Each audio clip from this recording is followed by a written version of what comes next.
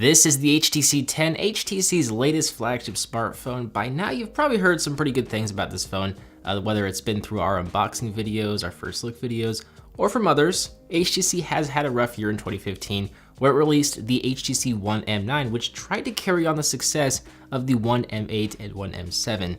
And while it wasn't a bad phone at the time, it quite simply didn't impress the masses. Well, HTC is back at it again with the HTC 10 bringing a fresh new design and dropping the 1M branding. We're going to spend about 30 days, give or take, analyzing this phone, determining where the display and the processor and the build stacks up to the competition. How does it compare to the likes of the Galaxy S7, the S7 Edge, LG G5, or Nexus 6P, especially in a time when people are upgrading less often and have less of a reason to upgrade smartphones. So let's get some of the basics out of the way first. The build of the HTC 10 is excellent. It's just like past HTC flagship smartphones. It features a unibody aluminum construction with a very unsubtle chamfer edge that stretches around the entire rear of the phone. Up front, we'll find a beautiful 5.2-inch Super LCD5 display with a dense QHD resolution.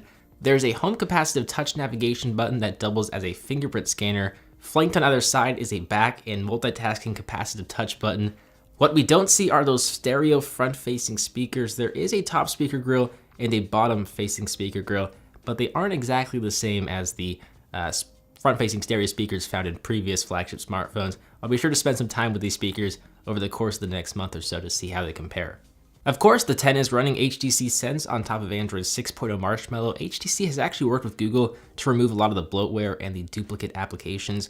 You'll see that there's a lot of stock Android elements present here, so if you're a pure Android junkie, you should really enjoy the software experience that the HTC 10 has to offer. And if you don't, you can, customize it, add a launcher of your choice, change the app icons and all that fun stuff.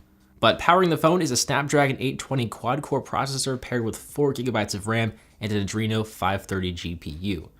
As for the cameras, the front features a 5-megapixel ultra-pixel sensor with an f1.8 aperture and optical image stabilization. On the rear is a 12-megapixel f1.8 aperture sensor, and it too features OIS, as well as a laser autofocus. Under the hood is a 3000 mAh battery, which HTC says can last 2 full days on a single charge. We'll see about that. Spoiler, it doesn't last 2 full days for me, but it's not bad. So if you're completely new to the HTC 10, or maybe you've just only heard about the device in passing, you should know the very basics of what the phone consists of and that it competes very well with pretty much any other flagship smartphone of 2016, definitely in terms of specs. What the 30-day challenge will consist of is a detailed look at each section of the device. How the build holds up, the display, the software, performance, cameras, speakers, and battery life. Then we'll wrap it up with a final video that quantifies the pros and cons of the device to determine if it is daily driver material, who the phone is geared towards, that is to say what kind of users should buy the HTC 10, and how it stacks up to the competition.